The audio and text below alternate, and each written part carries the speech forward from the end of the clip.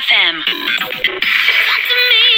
Call the opinion line 1850-715-996. Cork's 96 FM. Aarron has called to talk about water and the bills and Sam's email. Sam is still on the line. He paid it because he felt he was copying a rock and a hard place. He doesn't want to, but his landlord's insisting he has to. Aarron, good morning. Good morning. Now, you were making some legal points. Keep it as simple as you can for an old duffer like myself. Are you saying it's illegal to refuse to pay? Absolutely. Absolutely. It is illegal to not pay. People need to understand there is a difference between what's right and what's legal. All you have to do, like, there was talks about, Elizabeth mentioned about contract law. Mm-hmm. Now, there is a far bigger contract than an agreement between a tenancy agreement or whatever. It goes back to the 1937 Constitution. Now, that is the fundamental law of this land. Mm. Now, that is, it's clear as rain that you designate the rulers, which is basically your executives. But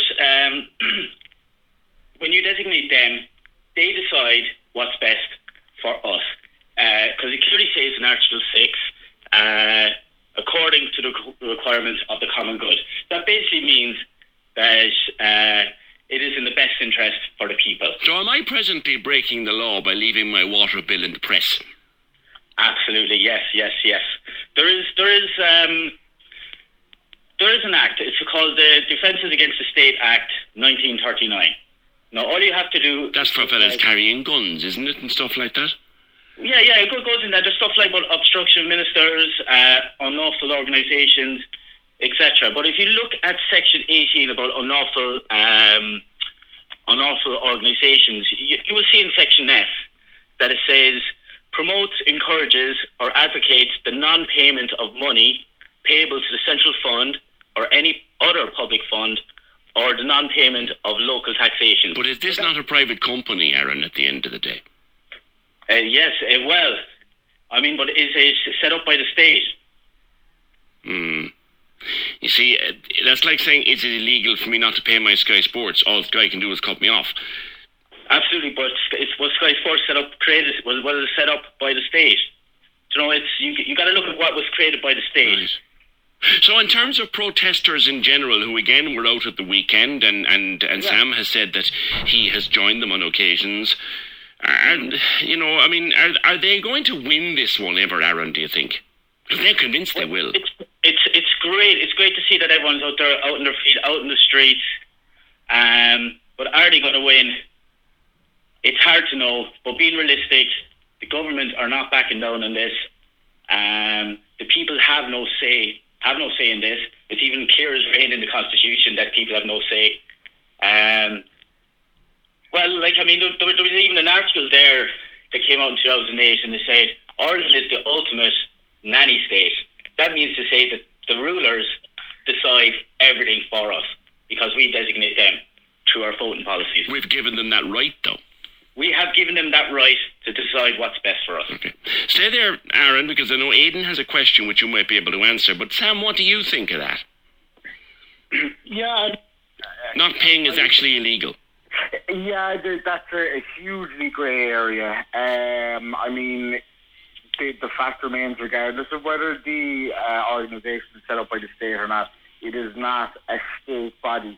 It is a state-organised body, but that does not make it a state body. For example, what's a good example of that? I suppose Aer Lingus will be, you know, as a semi-state-owned body, I can't be forced to pay Aer Lingus anything. It is very technical and very complicated, isn't it? And that's what they're playing with, because they know that the average layperson does not understand the legal elements of it.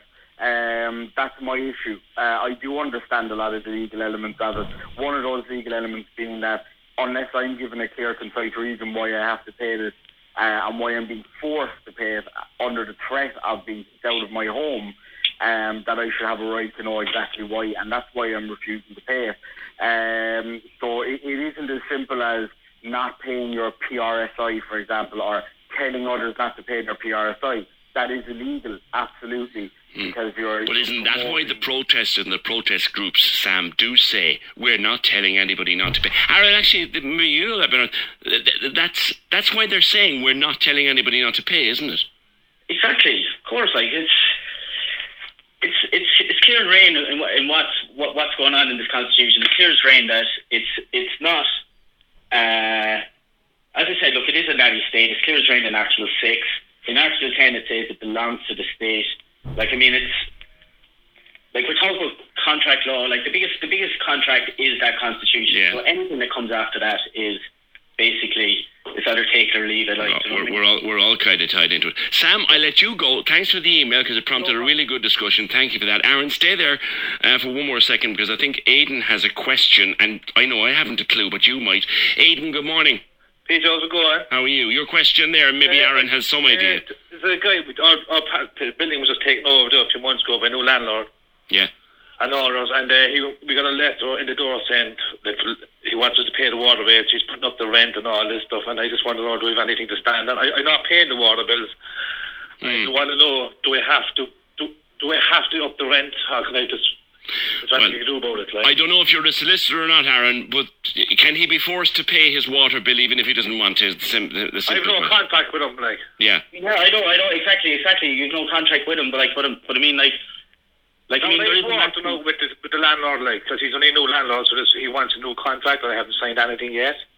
And he wants to put the Irish water into it, I take it. Yeah. Right. Can they do that, Aarron? Can a landlord say, I'm putting your water bill into your tenancy contract and you have to pay it? Well, I mean, anything can be put into any kind of tenancy agreement or any type of contract, but there is a maximum law that states the principle of anything is the most powerful part. So the principle would be our constitution. So everything that comes from the constitution that goes into legislation or whatever, yeah. It's in short, he pretty much can put it into the contract. Absolutely. Yeah. You've got no other choice, you know what I mean? And if I just don't pay, then I'm out kind of thing, is it? Well, that's it. Like, then you'd be in breach of... Yeah, that seems to be what we're getting out of this, Aidan, and thanks for your call. That seems to be what we're getting out of this is that, and Aarron, am I correct? Look, it's getting to the stage now where landlords are going to start putting it into the tenancy agreements, and unfortunately, they have a legal right to do so. Absolutely, of course they do. Sure, it's their home. Okay. It's not going to please everybody, but... Yeah, I know. It's just the reality of it. Okay. But I mean, people need to understand the rules of what's going on. If people can figure out the rules, they can make a difference. All right, sound out. Listen, Aarron, thanks for your help. You certainly know a lot more about it than I do. Thank you. 1850 715 996. Look, you may dislike it all you want, but it's constitutional. They're doing it because they can. Whether you agree with it or disagree, that's where it's going. 1850 715 996. That was a bit more complicated than I'd like, but it's very interesting. Your landlord may soon start